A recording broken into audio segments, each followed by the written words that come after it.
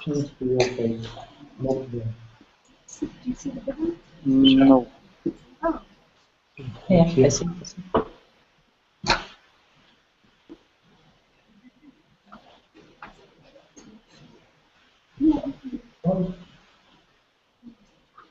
You can say so.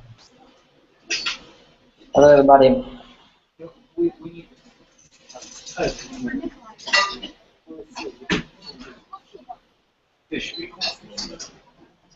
But what's broadcasting? I mean, that not? Okay.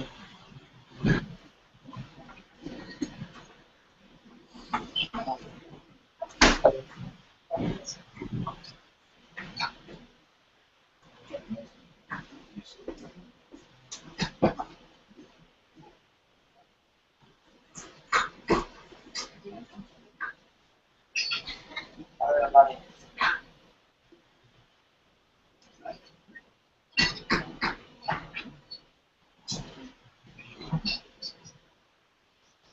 What's broadcasting? I mean, that not? Okay.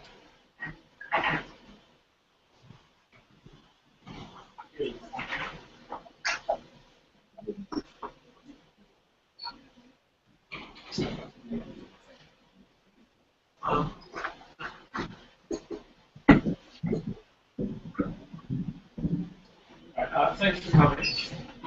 So you all know the subject of our gathering here tonight is the use of Interpol notices and there's a focus tonight on the case of currently under house arrest in Bulgaria.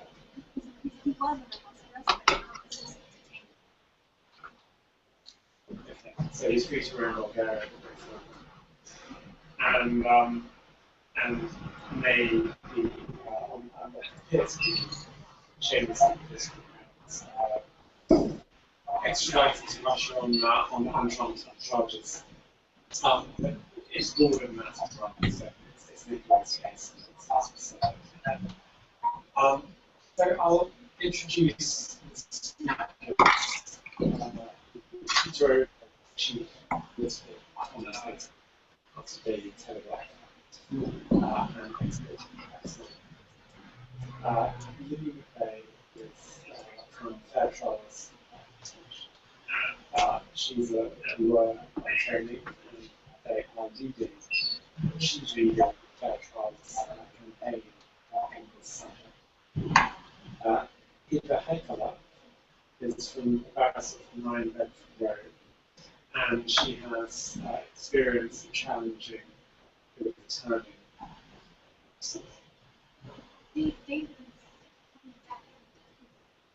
Yeah, yeah.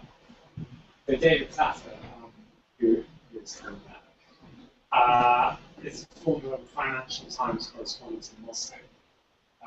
He's a Russia specialist at the Hudson Institute, Washington, D.C. And this is a subject that he was also following. Nikolai Snaikov is a Bulgarian journalist and activist, and he's, along with your side, is central figure in the support for Bulgaria. So that's everyone introduced. Yes, I think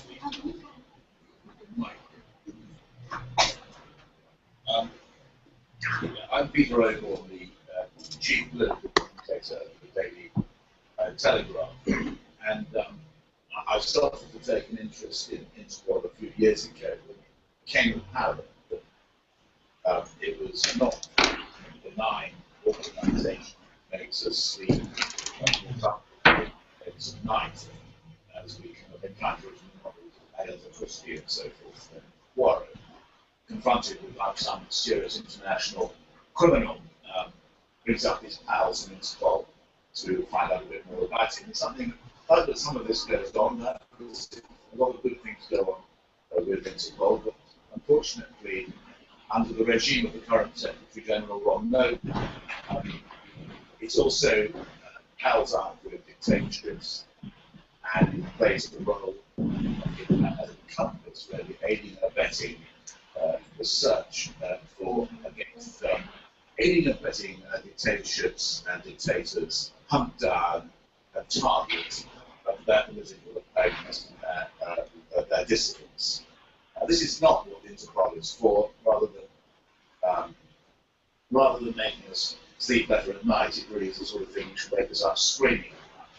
And the fact that Interpol is part of that, an organisation which does that sort of thing, was part of that sort of thing, is really something which is very, very troubling indeed.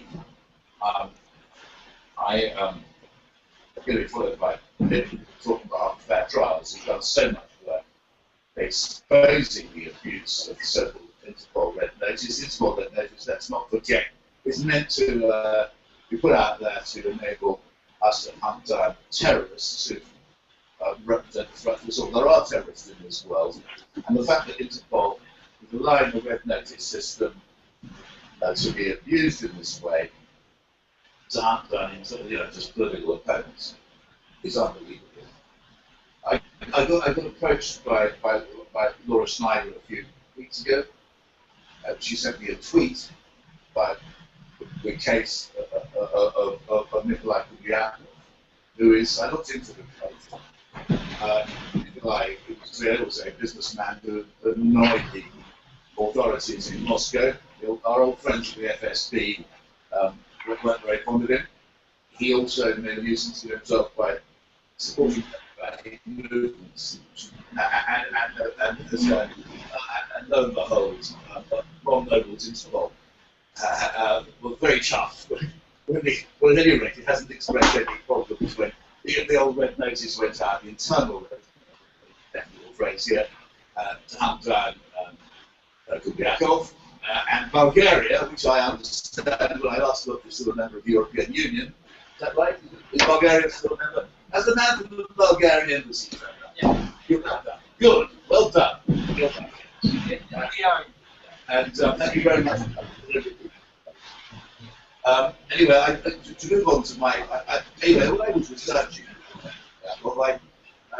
I started sending messages to Interpol. Very difficult to do. They have a website, and if you look at it carefully, eventually you can find out how easy the message through. And broadly speaking, what I was asking Interpol was, are they happy that the Red Notice is being used in this way? Where is this being used in this way?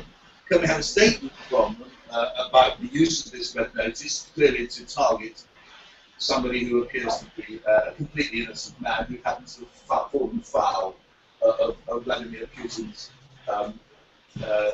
regime? Anyway, I've sent 3 messages so far. Anyway, Mr. Noble, you're watching this, Mr. Noble. We have a television there. Can we have an answer, please? Are you happy, Mr. Noble, of Interpol, that the Red Notice is being used to hunt down Mr. Nikolai Kubiakov? And can you please justify that? If you are happy, and if you're unhappy, can you say so urgently before the hearing? This is very serious. Next month in October, can we have? Is Interpol happy that in its Red Notice system is being used by Russia to deport an innocent man back to Russia, where he will likely face prison and torture? Interpol must make a statement about this. I've asked you 3 times already, Interpol. Can we hear from you now? Thank you.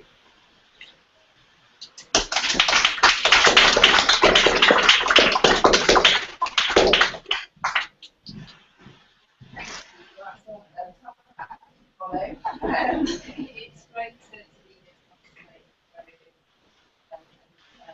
as Neil and as you mentioned, that class has been working to campaign for years now. Our work is not really outlined in our report, which you can find online, and also hopes to provide an overview of our work. And as Peter helped me touch on,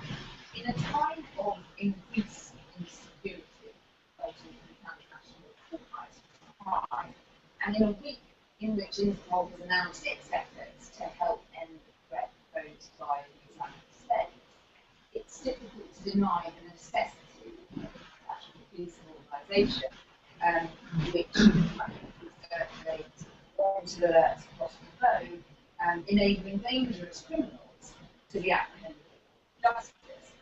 But in order to fulfil this role, Interpol must retain trust. It must retain the trust of governments, of law enforcement agencies, official authorities, and importantly, as individuals. And what events like these demonstrate is that the trust in Interpol is being undermined by oppressive regimes which use its systems to pursue those who criticise them.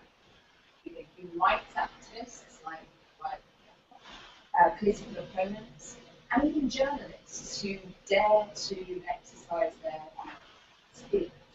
Interpol is being made complicit in these actions in both states, and trust in its system begins to fall. It will not be long before its effectiveness and with it our security and safety is compromised.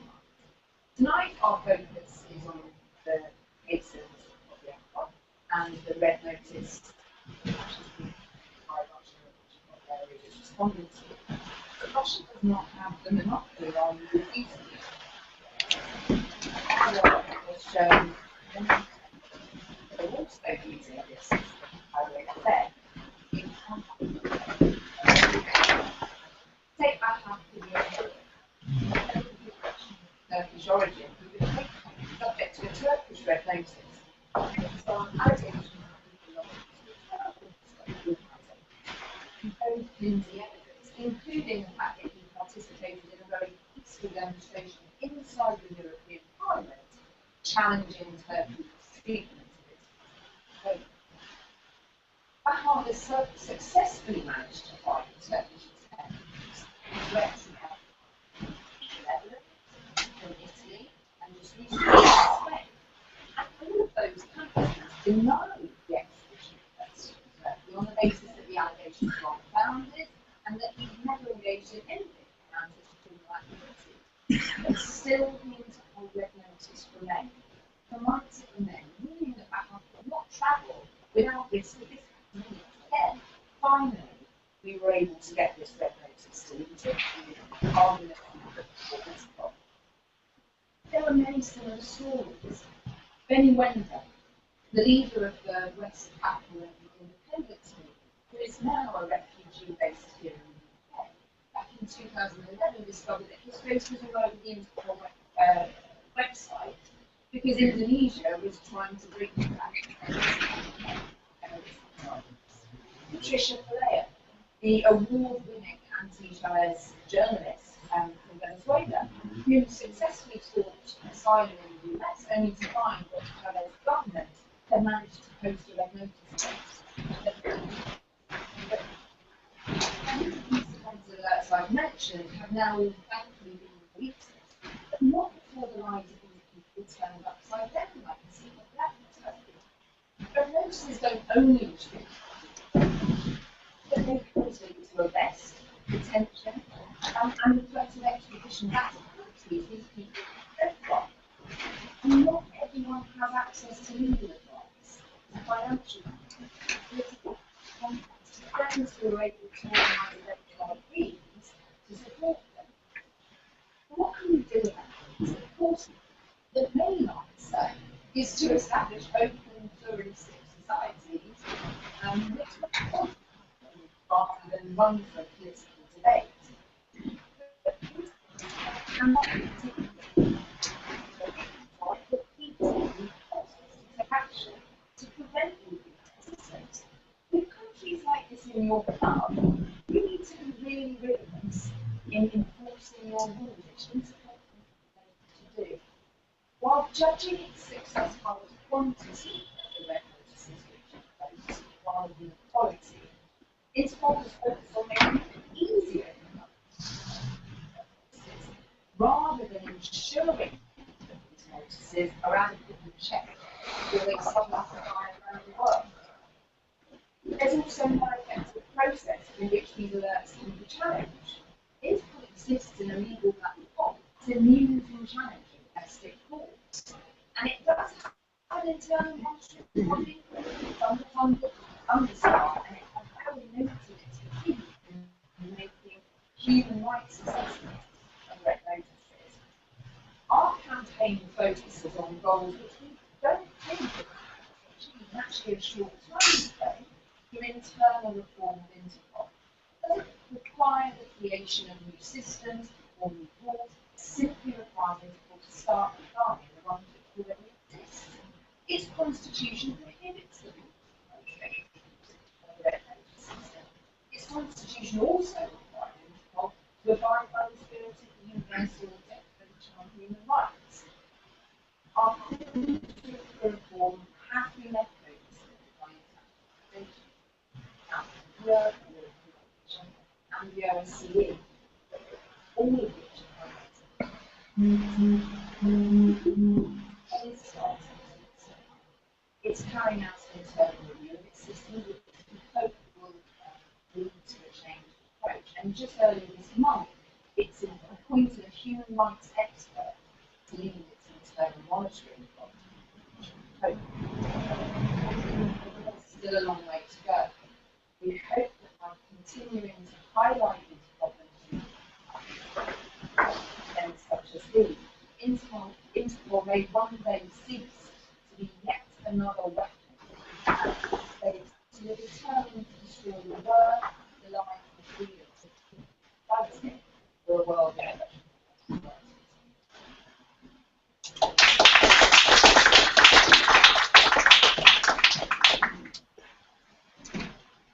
It's delayed.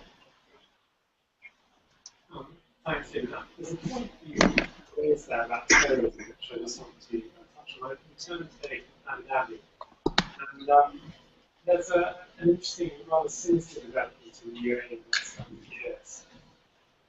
Fragments of the Muslim Brotherhood in Northern Emirates, in Palestine, has been declared a violent terrorist organisation by the UAE government, which it simply isn't. There's no evidence about it. So the Emiratis are afraid that the monarchical system is threatened by democratic rule in this case. They realise they can't conduct election on the basis of terrorists. There's a very No, real you can't. Can he hear? Or you can Doing their native the press regimes they start labeling terrorists. You then have international It will be with their, it will be with the connection. what is clearly wrong.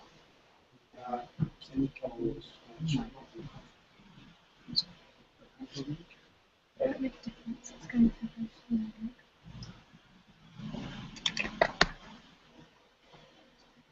Thank you. Now, I will now give you questions to the world.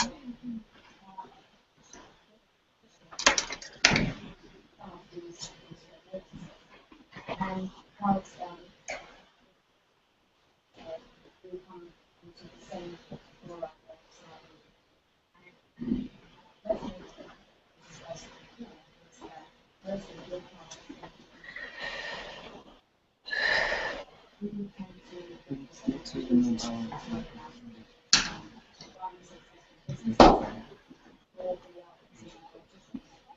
Yeah, you can do, but it won't affect. so we are under different nature rules to the prosecution that now I'm going to ask you, I've never set out but what happens is that once you get one of them, another one, and I've learned from aware of this issue. I never did about to end of this field, but here I am. This issue because the people who are just to me, they are there is no ifs and buts about that. It might look tiny and but if they understand it doesn't matter whether they're affected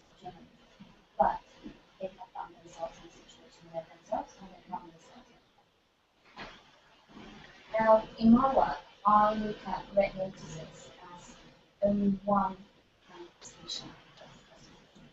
I understand that this event is about red notices.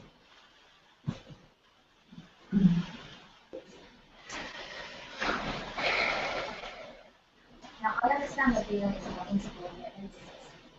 However, my clients, they are victims of persecution. They have been threatened. They somewhat contribute to prison. They have lost their documents, their rights, their jobs, all their houses, their cars, their art, in this situation, it's useful to look at the red notices, but they most likely also face they probably face extradition issues. They are probably applying for political asylum. They might have civil cases, administrative issues in other countries. Red notice is just one avenue of them motive. If you manage to remove that red notice, it will not necessarily help that much our parents. Can you hear me now?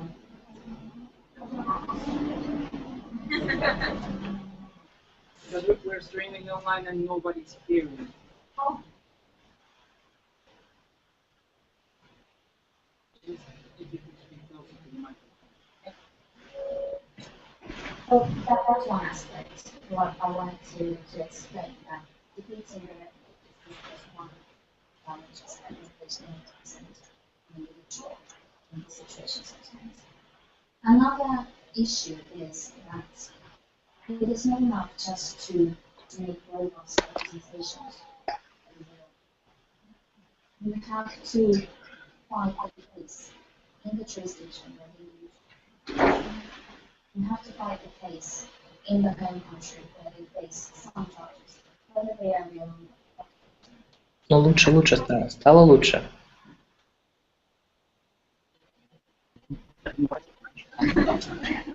Well, as long as I mean, and you might have to take the case to the jury, so the jury proceedings is set.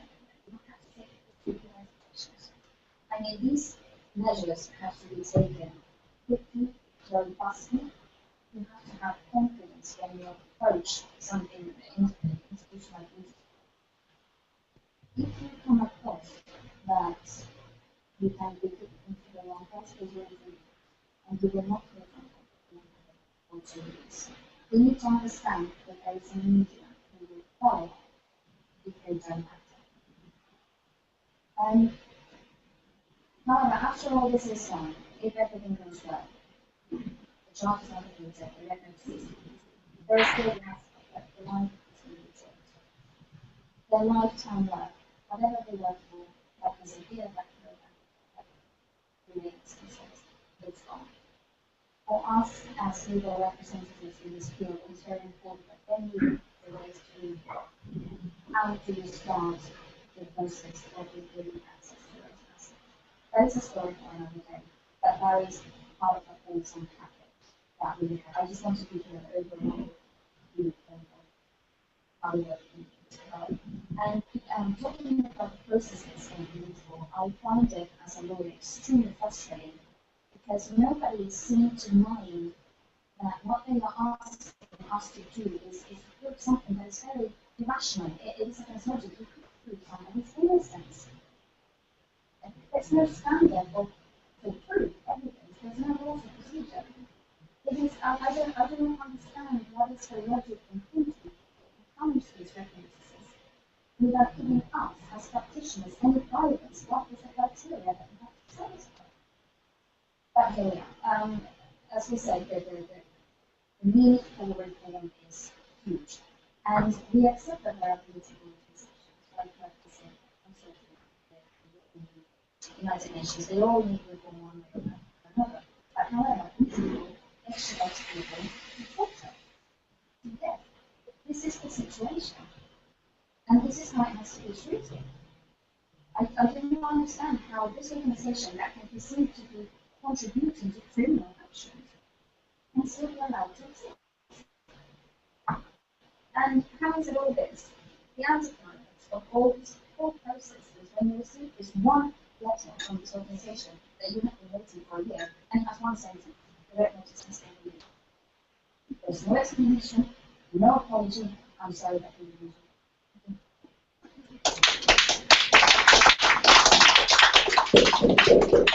Thank you very much for listening. That's more to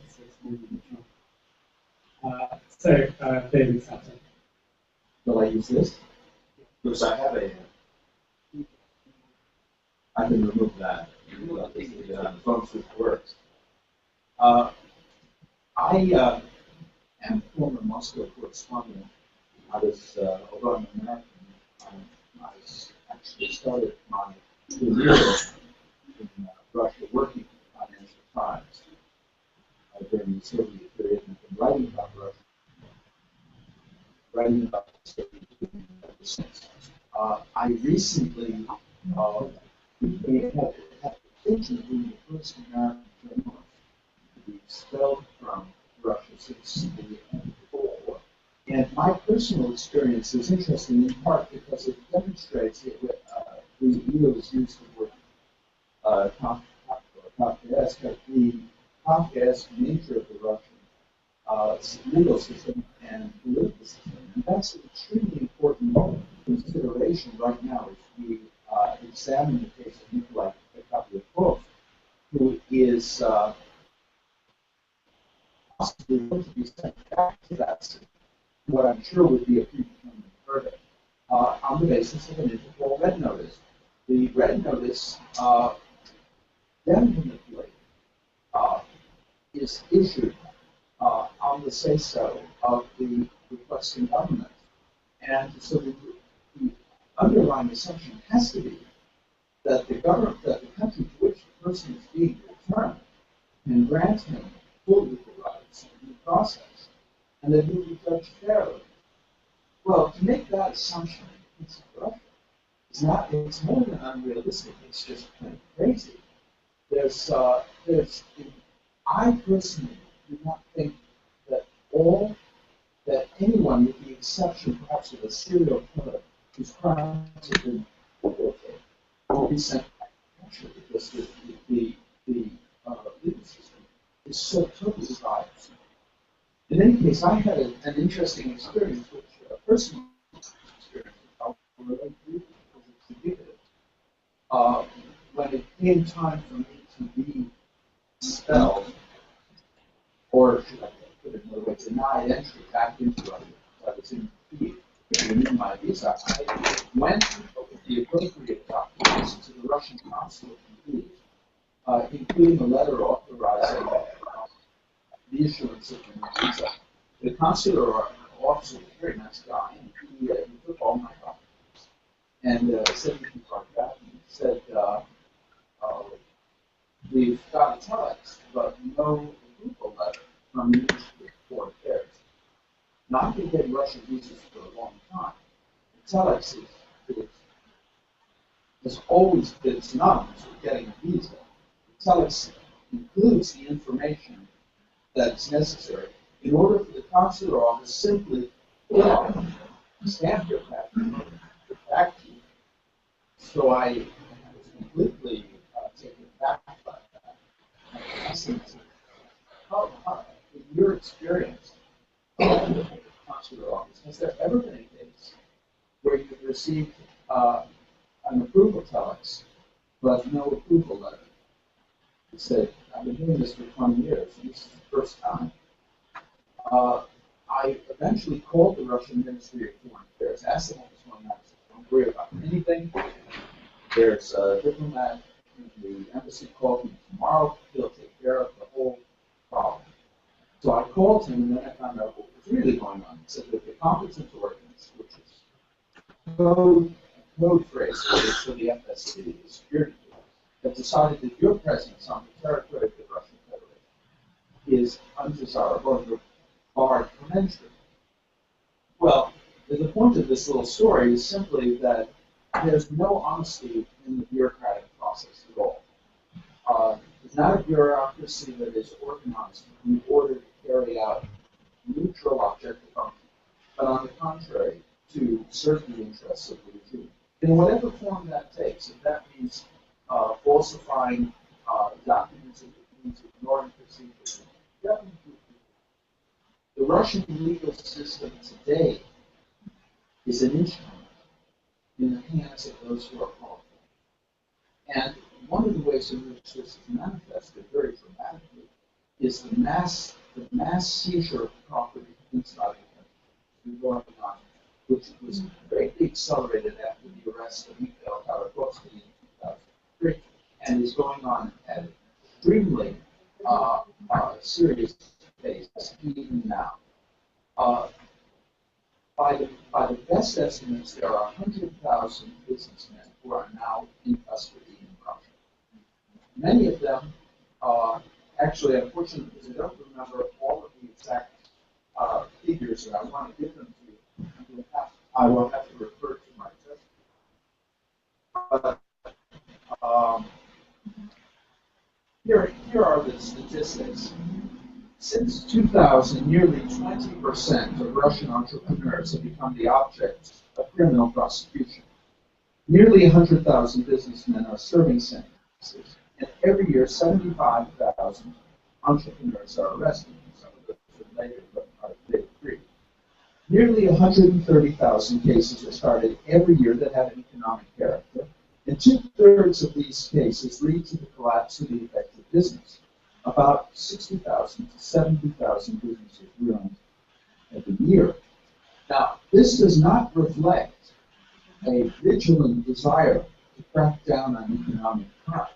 Russia remains one of the most corrupt countries in the world, on a par with Cameroon and Cambodia and the Central African Republic. What it indicates is the extent to which those who have political power use the legal system in order to seize the property of other people. This is a process which is called raiding in Russia. And few phenomena are more indicative of the general lack of rule of law in Russia than this process. If you own property in Russia, the smartest thing you can do is move as much as you can out of the country, which is the reason so many Russians are living here in London, pushing up the property prices, because they understand that what they stole in Russia they can defend in Britain, and they are happy to do that. And they would not have liked those rules when it came to acquiring property, but they definitely appreciate it. Thanks for defending it. In any case, people understand their vulnerability, and they understand that what they got can be taken away from them, that there are no rules. And it is in this environment, and from this environment, that in the case of Nikolai Khodorkovsky, the request has come to Interpol to extradite him to Russia for an economic crime. Now, I won't go into the details of that crime. Supposed crime. I've examined it, and I think the allegations are without substance. I want to talk mostly just about Russia. If Nikolai is returned to Russia, he will be put in pretrial detention.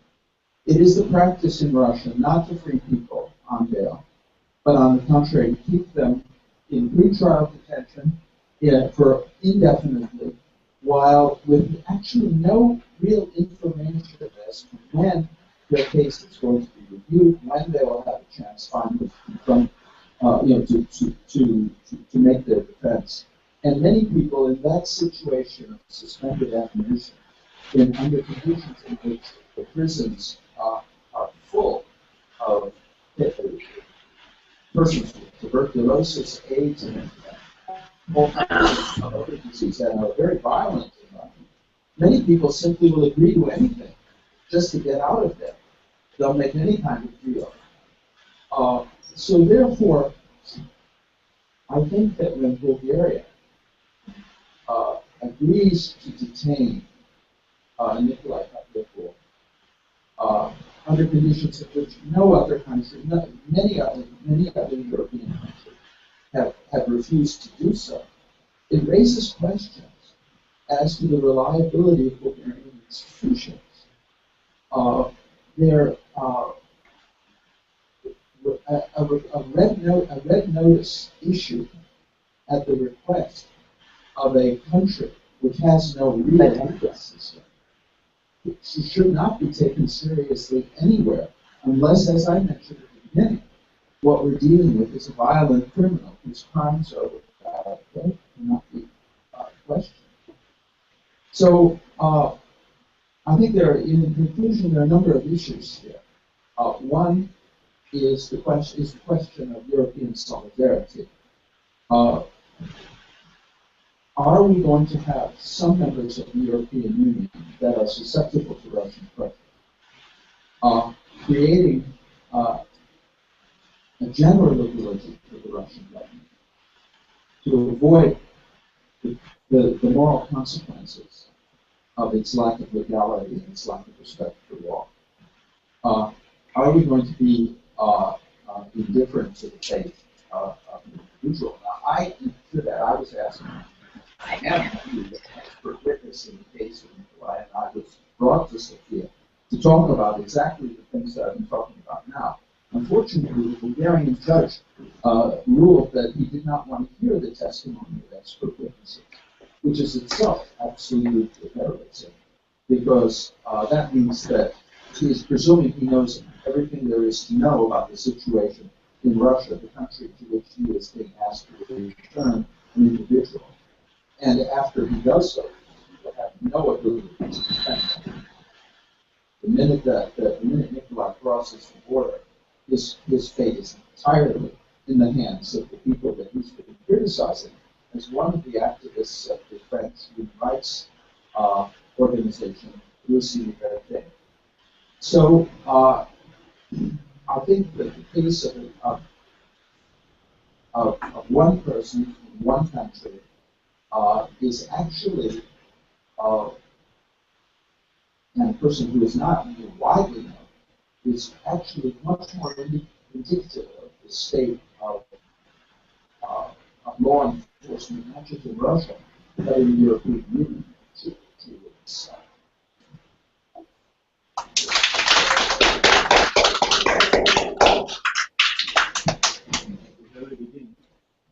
At the very beginning, Peter asked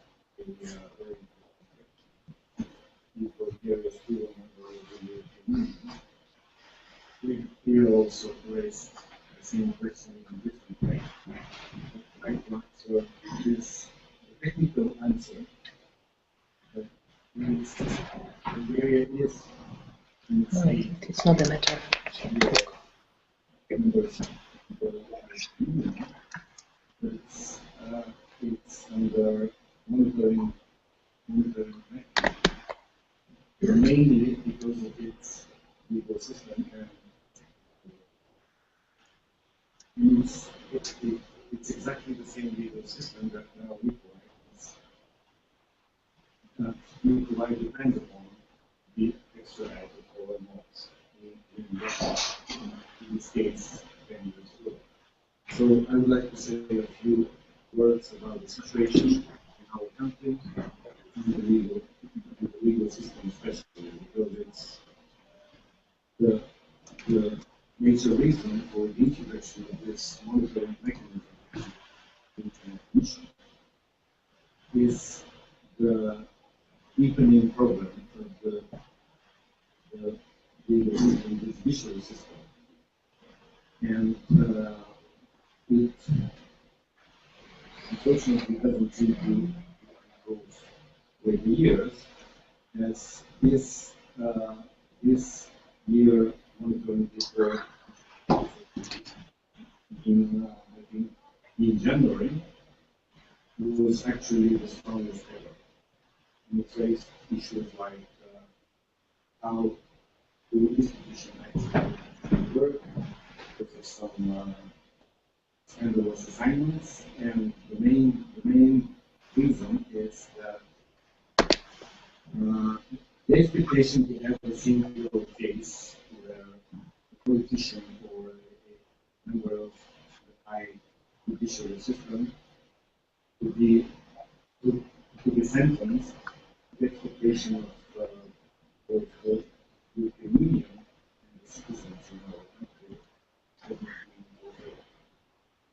unfortunately, it's not very familiar to say this.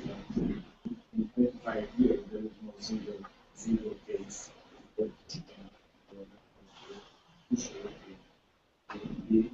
being put forward. So I would like to stick to the facts and use less objectives like, bias, non-independent, and efficient. So that's why the statements and the how to say critiques of the official documents say it's the best. Second boring fact, in our country, which puts additional light on the case, is the increasing Russian influence. One year we've seen many worrying facts. Absolute political consensus among the major parties regarding the Russian-related infrastructure projects.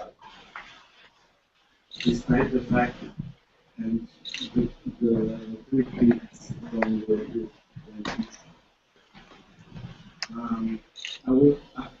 I'm an ex-journalist and ex-editor, and not an expert in energy, but I would say there is enough evidence that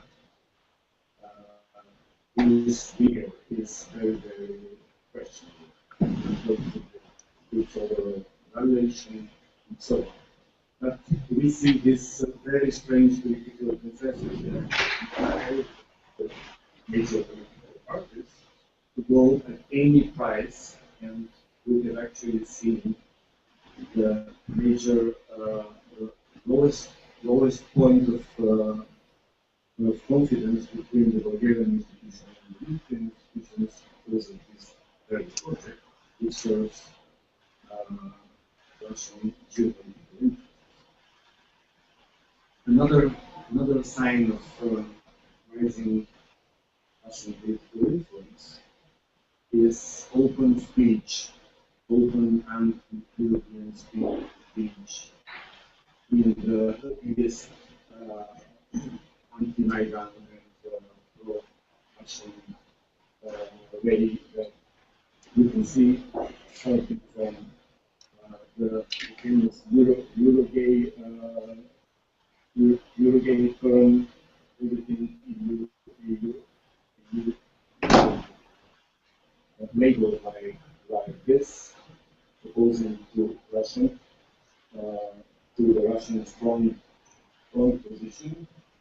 And we've seen a fact that we have never seen in our history, and it was a political party opening its official political campaign in Moscow. And this is the party that held the key to the last war. So this is my view on the overall political situation in which Nikolai's case is going to be decided. And the answer, can we rely on the legal system to make independent decision? And unfortunately, my answer is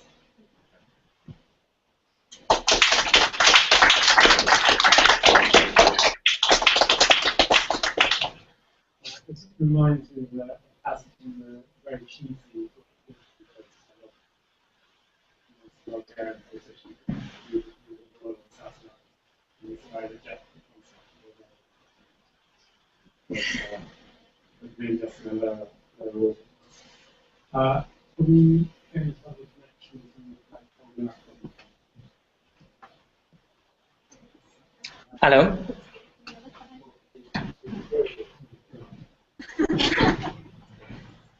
Very glad. Hey, do you hear me? Yes, we hear you. Would you like to say a few words about your predicament and your case, and then maybe you can take some questions from everyone here. Yeah, I'm really grateful for everybody who participates today in this conference. Any support and any attempt of clear investigation of the situation is really helpful. I will try to answer for three questions, mainly what has happened and where I'm now, was it a trap, and why it happened to me. So I hope that everybody has read, or if not, I will repeat that when on 29th of July, I landed in Sofia airport and was trying to pass the border control. I was sealed in this modern, recently established automatic control system, and then I was arrested first for 24 hours in Sofia airport, and then for 72 hours in custody in Sofia city. And then I was released, but with obligation to stay in Bulgaria borders. Then I was put once more under home arrest. We appealed it, and I was released once more with aim to stay in Bulgarian borders, without any opportunity to leave Bulgaria even for 3 days to visit my place, my doctor, and annual event of Russie Liberté in Paris. And only today we got the decision of appeal court of Sofia, who refused once more me to leave Sofia even for 3 days. Even they admitted that my behavior was perfect, that there is no any real danger that I will escape, but never mind, they denied our protest, our appeal, and so I have to stay in very beautiful, in very nice country, but unfortunately now I have to admit that very nice and beautiful country can seem like a prison if you are not allowed to leave it. So right now I'm waiting for the next hearing, which is scheduled for 21st of October, and we'll see how the things will go out. The next question, was it a trap or not? Definitely our investigation, which we are trying to make by our own hands, is not yet finished, but a lot of facts can be considered as testimonials of the fact that everything was prearranged. So you know that this red alert Interpol was issued on 1st of April of 2014, exactly the next day when I confirmed by email to a local company who invited me on 27th of March to Bulgaria. Since that time I visited a lot of countries, mainly of Schengen zone, but not only. I've been to London on LSE annual fund event, then I crossed the border in Latvia, and the most important that I've changed my French identity card in French police in May, and then I received the French passport in June. And when you receive French passport, you are just in front of computer and where you are checked through French police database. So I would say that even our personal research is not yet finished. I would think that it was perfectly arranged, organized trip just to bring me to Bulgaria and to try to bring me out from here to Russia quite fast. So why it happened exactly to me? You know that this criminal case was opened in November 2012. Actually, after 8 years of this supposed crime, which was performed according to Russian dossier, which you can have access everybody on my blog. So only today, thanks to my friend Laura Snyder, it was translated into English and to French, and right now everybody can see and read exactly these 27 pages which Bulgarian prosecutor office has received from Russian Ministry of Justice. So this crime was committed in 2004, and the criminal case was opened in November 2012. So only in 8 years after this crime, but only in 4 months after their association Russie Liberté was registered. So Russie Liberté, it was first of all civil movement, which was definitely occasional, which has been started in December 2011 as a reaction of young Russians living in Paris for the fraud electoral of their elections in Russia, which definitely were falsified that time. And I participated quite actively in all that protests. And when this association was registered as Association de droit 1901, according to French law of associations, sorry, I lost the sound. I lost the sound. Okay, I keep going. I hope, do you hear me? Just wave, because I don't have feedback. Just wave me if you hear me. Okay, nice. I keep going.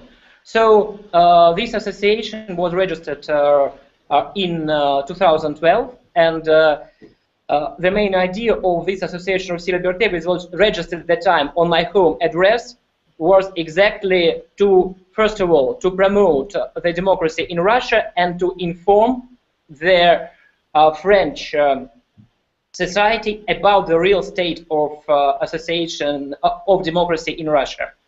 So since that time, we've done a lot of different protests and events in Paris, just to show and to attract attention of French society. For example, to problem of Pussy Riot, to problem of Navalny, for violation of basic rights just before the Olympic Games. And our two last events were, first of all, the preparing of the report corruption in Russia, and then the joint manifestation on 5th of June when Mr. Putin was in Paris with Ukrainians just in front of National Assembly of France.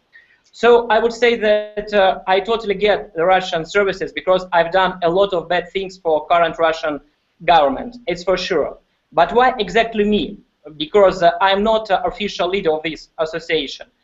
I think that unfortunately right now, after the opposition in Russia is almost destroyed, it's the turn of those Russians who live abroad and who are ready to support some opposition movements.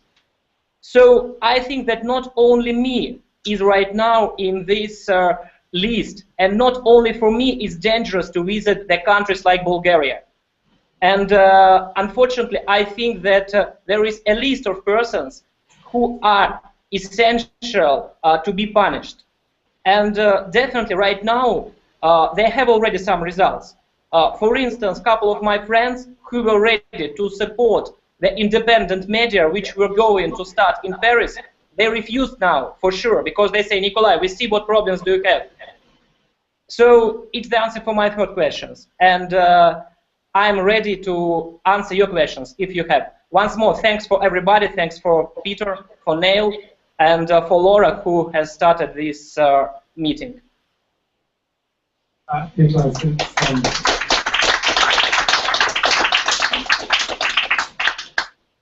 since I have a microphone, you might know this, which is, I was intrigued by something that you said at the beginning, which I actually hadn't realized. Can you hear me? Yeah, I hear you. Yeah. So it seems to me when I first read about your case, and of course I don't know all the details, that the main error on the part of the Bulgarians was to take this Russian warrant at face value. Now that you describe the way that you were arrested, it seems to me, okay, this Bulgarian company lured you to Bulgaria, but it's possible that there was cooperation between the Bulgarian authorities and the Russians to lure you in on the certainty that while the French would ignore such a red notice, the Bulgarians may have assured the Russians that they would act on it. And it seems to me that that's a particularly serious thing, if it's true. Yeah, I think that you're correct for sure. That the problem, the fact that some Bulgarian institutions and private companies who are connected with Russia, they play for achieving some goals which are definitely put by their Russian masters. It's the reality, and a lot of even official Bulgarian executives, they accept this fact. So what can we do with it? You've heard what David has explained about ways how Russia affects everywhere, everyone. So we are playing with quite serious gamers. So we just have to be ready for usage of any legal means just to fight with them. Okay, can you precise the question? Because when you asked, actually the half of your phrase was cut off. Maybe I have not answered to everything. Just to add to this, it's not uncommon that's actually requesting individual is not a country that we want individual. We have seen this happen in other places.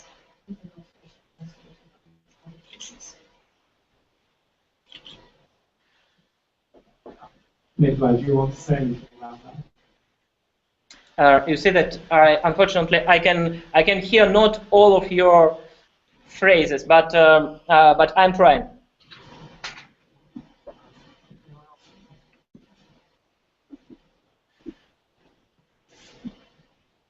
Hi, guys. Tom Martin from the Interpol. Yeah. Can you hear me? Yeah, I can hear that you are speaking. Try to speak slower, and I hope that I will comprehend. Do you think Bulgaria should be expelled from the European Union if you are? It's very, I mean, actually, the fourth question, which I have not asked, it was what I think will happen to me. I don't think that I will be extradited from European community, exactly because Bulgaria is a member of European community. And at least I really hope that even the judicial system, which I think is quite influenced by Russian authorities, will take this strange decision. I will be saved by President of Bulgaria, who is a real pro-European and who, in this case, I hope will positively consider my demand of political asylum. But to be very, very frank, I really don't think that if Bulgaria takes this decision, that it can be still the member of European community. But I totally trust the Bulgarian president for now.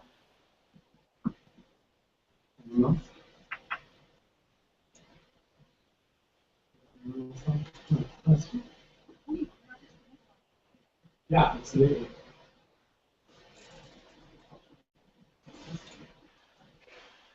Masha Karp, NGO Rights in Russia, a British NGO. I just wanted to say, first of all, that it's not just Bulgaria, and I think we heard that extradite people to Russia. Just recently, we heard of the case of a Chechen being extradited from Slovakia, and there have been several cases of Chechens being extradited to Russia on the crimes that were allegedly committed during the war. And as Neil has mentioned, the charge of terrorism is very easily used in all these cases. And in Slovakia, Czech Republic, Turkey, who are happy to send people back to Russia where they definitely will be tortured. So unfortunately, I think it is not just the issue of Bulgaria, but the European Union, who has to decide how it treats the countries who behave like this towards Russia, when today we all know how Russia is behaving.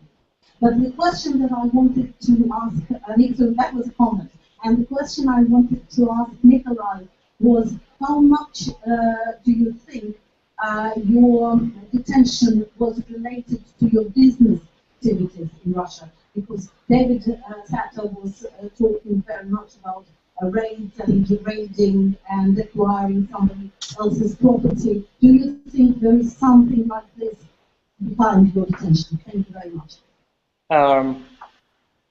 Thank you for this question. I would say that the short answer is no, that my business in Russia was relatively small. And what I'm doing, it's not pure business, it's social entrepreneurship.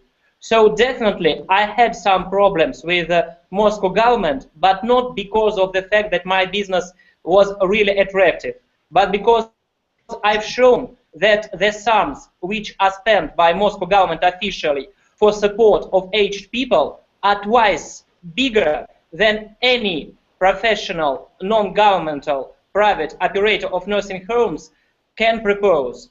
So in this case, I was dangerous. And from this point of view, definitely, it can be something. But you can see that even in that red alert Interpol, the sum which is put, it's 1 million. We can argue with some professionals, but all these guys who are in London, I think the sums starts from 100 million or something like this.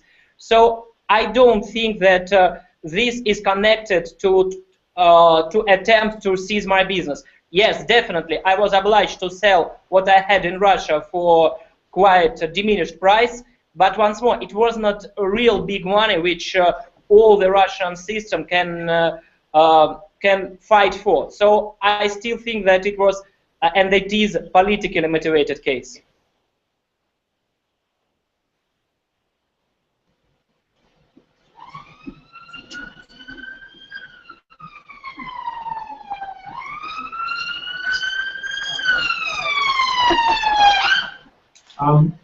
Does anyone else have any questions? Any points to raise? No?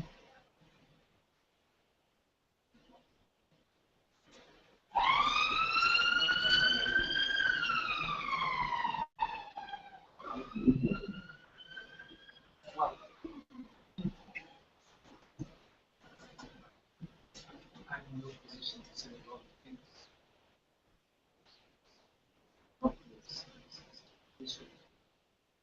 But what I can say is, first of all, that mentioned Bulgarian authorities taking red notice about it. But I think that can happen is that other countries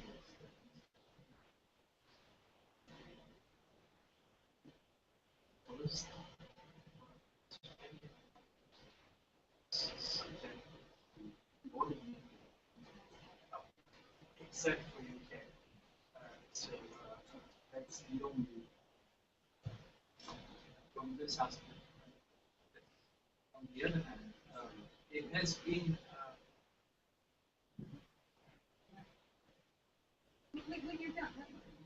Sorry, I've just dealt with a case with regards to the Schengen aspect and whether you are inside or outside that area.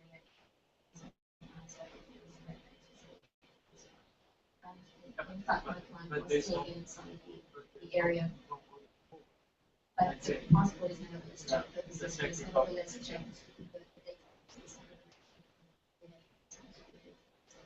whether it's at the airport or by the border, even when the individual is on the still inside the area. but let me say something about the willingness of the Bulgarian authorities to okay, we had the first hearing.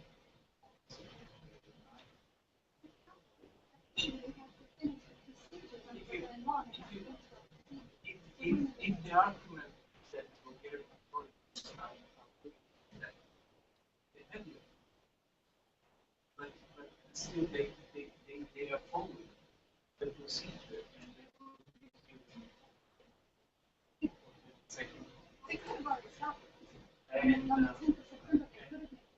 And before that, I think that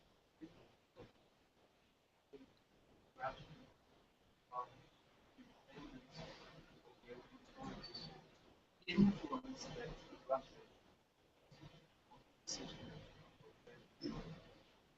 so that's what I say as a comment. Can I comment slightly? I would say that a lot of people say me now that I have a sort of Stockholm syndrome, because I'm really so happy to stay in Bulgaria, and I like everything here.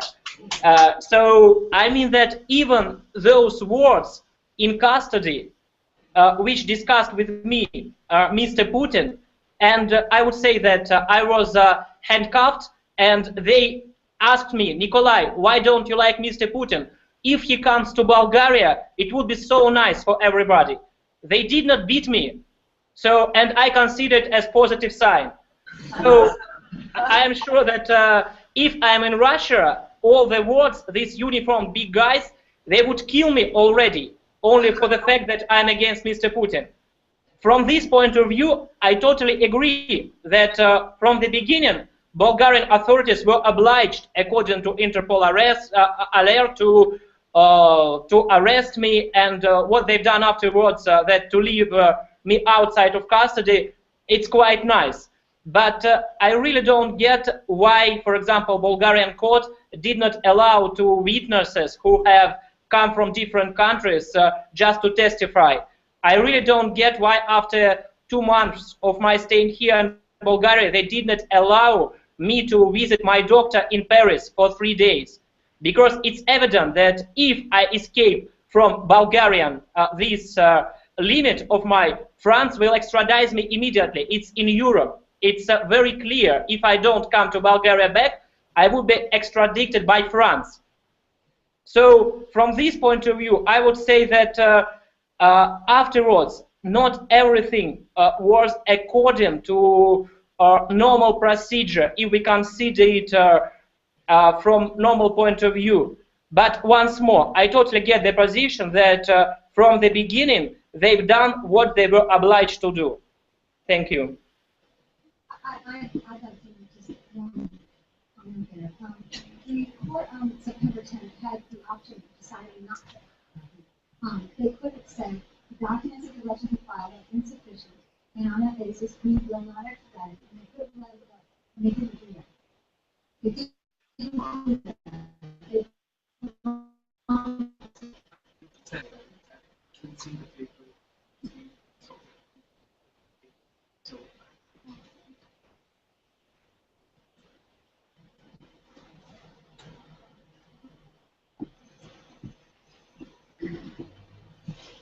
Any other questions or comments?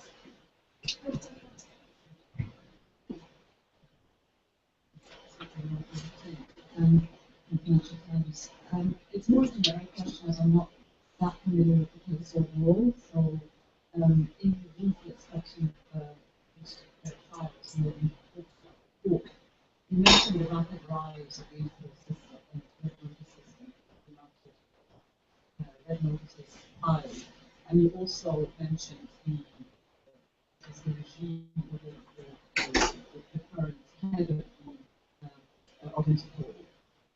What do you attribute this rise in the issuance of Red Notices to? Changing the actual nation of the law has something changed? There was quite a significant change that was introduced by Ron Noble, which is this new system called the island system. It's a technical point, but it's this point that I mentioned about making it easier for countries to publish red notices. So actually what can now happen is that countries can post a red notice onto Interpol databases, allow it to be seen by all the other member countries before any process of checking is conducted by Interpol. What the General Secretariat of Interpol then does is reviews it after the fact. But from cases we've been made aware of, that can be too late. Because even if, let's say, 24, 48 hours after threat notice has been posted, Interpol decides that's a dodgy one, we have to take it down, it may already have been downloaded onto national systems, which means there's a residual marker there. And we know of cases where arrests have been made despite the deletion of the Interpol trace at the national level. So we attribute this rise from the studies we've done to, in part at least, this new ILIP system, which gives full access to the Red Notice system.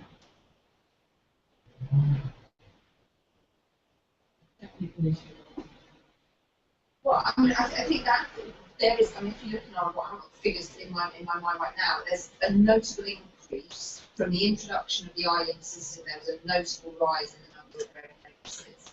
I mean, there are concerns that we've raised about the extent to which Interpol does carry out this review, what that review actually entails. Are they asking to look at the arrest warrant that sits beneath the red notice, which is actually the critical thing? You know, this red notice it requires very minimal information actually, and what we've asked Interpol is to make it mandatory that an arrest warrant is provided alongside the red notice. You can actually see what lies beneath it. We've worked on a Russian case, the case of Texas Elias, a young environmental activist, anti-fascist activist, who was involved in the Kimki forest protest, and he managed to flee Russia and avoid the police crackdown that followed this protest, and he was granted asylum in Finland. He was subsequently pursued by Russia through a red notice. It was a wanted alert. It wasn't a red notice. There were different forms of alert that amounted to the same thing. And actually, when we were able to get hold of the arrest warrant that sat beneath the red notice, it was a hooliganism charge, the same charge that the Surat faced, the activist faced. And actually, the details from the prosecutors made no reference to Petter himself being involved in any criminal activity in this demonstration. So actually, on the face of the arrest warrant, it was quite clear that these charges lacked any rigour, any merit. So we say that Interpol needs to institute processes where it is able to see what lies beneath the red notice. And actually, that picks up on this terrorism question that Neil raised. It's very easy to say somebody's a terrorist, but actually, when you start to look at the facts that lie beneath, as in this Turkish case I mentioned, you see that someone's being branded a terrorist because they've gone to a protest in the European Parliament. Or another one was that he participated in a press conference supporting somebody who was on hunger strike as a political prisoner. You know, actually, when you look at the detail, you see that this heading doesn't add up. So that's what we're calling on Interpol to do. And hope one day we'll get I could add a general point. I've worked in a number of international institutions and we've conducted human rights side of things and now practicing here. What is obvious is that the time and takes us, but there seems to exchange. When you look at different countries, the way the work there's a certain pattern. It sounds like that they do copy each other. And I think what's happened with red notices is that one country has taken lead in their use of red notices, and other non-democratic member states. Well, that seems great. That is very quick and sweet way to get rid of individuals. So I think that may be a why red notices.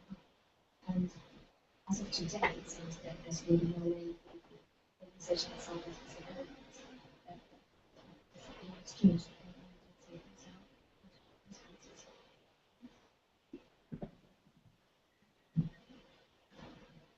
Hi, we're here tonight about Interpol and the idea of the difficult Scotland, but we're talking about Interpol as well. And it seems like a lot of these international bodies, like where a lot of decisions which are made are political, depending on which side of the fence, which different you are rather than moral.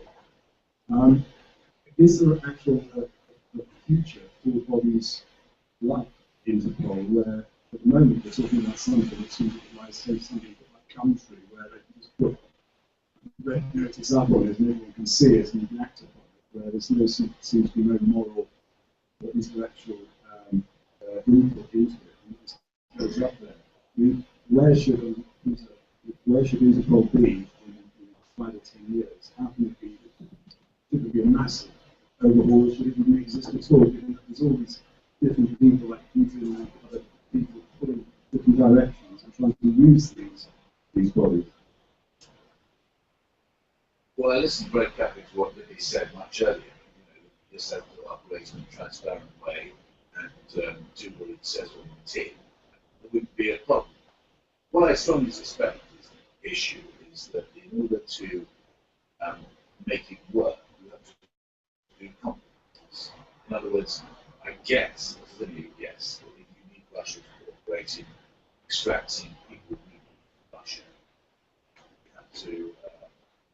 we have to make these odious compromises to allow Russia to do the same back. So, in other words, we will turn international terrorists who suspected it.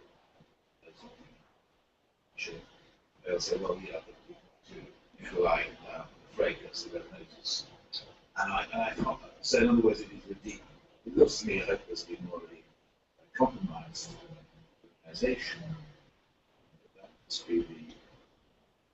That must be the morally.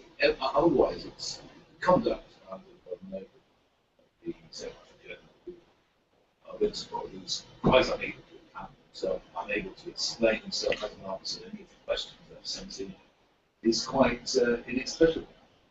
He must be, I guess, I'd love to hear from him. It's important that we should hear, particularly in the position of, in relation to Middle East, to explain himself, explain why it is that Interpol is allowing its red notice system to be abused in an industrial way. It's allowing it to ruin the lives of numerous people who are clearly not criminals. Thank you, Peter. Which do you think is worse, Interpol or people? Is it true they're both based on the same system? Yeah, they have very sharp resentment one to another. And they're led by people with equal outstanding integrity. Yes.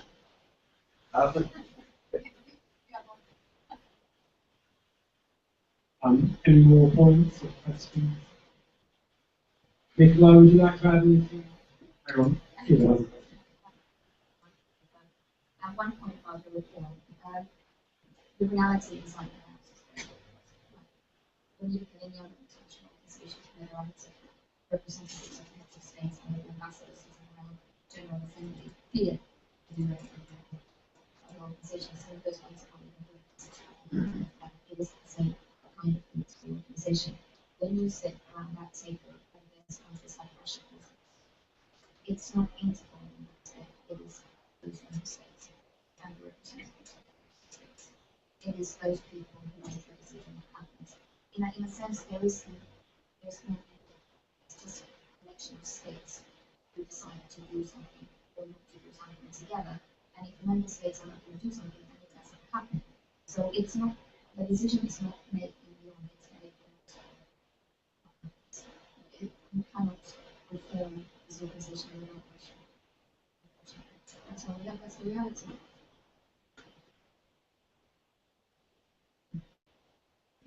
We actually get people back to Russia to exercise on the legal and so is it more than being part of the organization?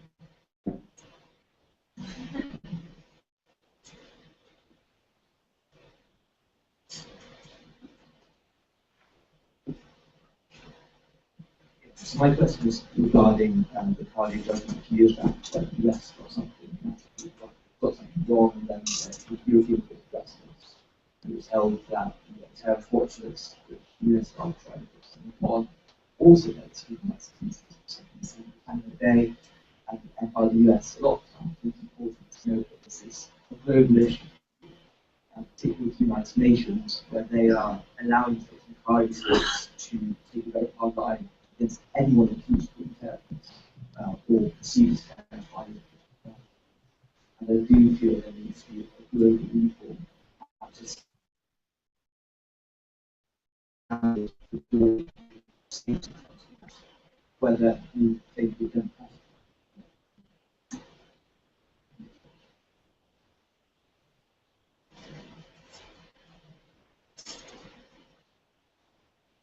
Yeah. So, it's been a brilliant evening. Thank you very much for holding us. Thank you for coming all the way from doing your best to come all the way. Yes. And thank you very much, everybody who's here present tonight. Really appreciate it. Really send the message out. It's so nice to see people from present. Very important thing to do. Very useful stay.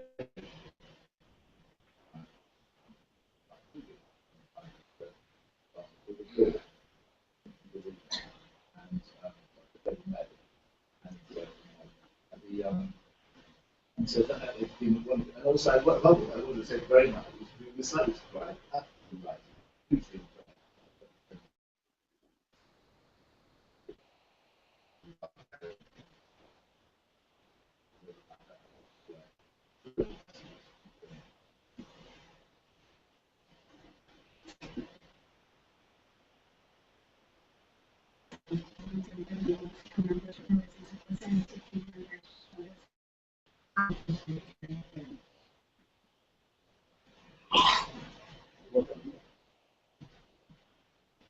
Yes, Nicola, thank you for speaking across this futuristic link.